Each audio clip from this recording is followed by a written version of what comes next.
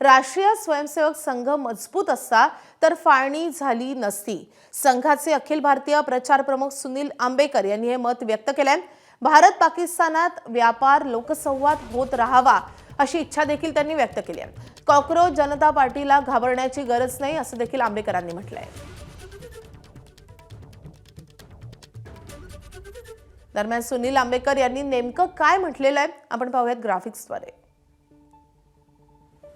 आंबेकरांचं सगळ्यात महत्त्वाचं विधान, राष्ट्रीय स्वयंसेवक संघ सक्षम असता तर फाळणी झाली नसती। आता संघ सक्षम, त्यामुळे पुन्हा विभाजन होऊ देणार नाही असं देखील त्यांनी म्हटलंय।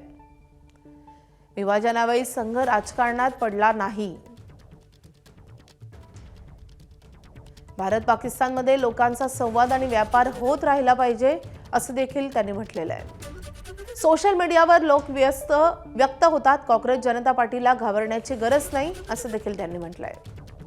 कॉकरोच जनता पार्टीसारखे मुद्दे हाताळायला लोकशाही आणि राजकीय व्यवस्था सक्षम असल्याचंही मत त्यांनी व्यक्त केलंय। संघाला सर्व काही बाजूला ठेवून कॉकरोच जनता पार्टीत पडायचं नाही असंही त्यांनी म्हटलंय। तरुणाई नक्षलवाद्यांच्या भूलथापांना बळी पडली नाही। कम्युनिस्ट समाजवादी संविधानाचे सर्वात मोठे शत्रू असल्याचंही सुनील आंबेकर यांनी म्हटलंय। काही लोक जय भीमलाल सलाम नारे देत आहेत। आंबेडकर म्हणाले होते, बुद्धाचा शांतीचा मार्ग असेपर्यंत मार्क्सची गरज नाही।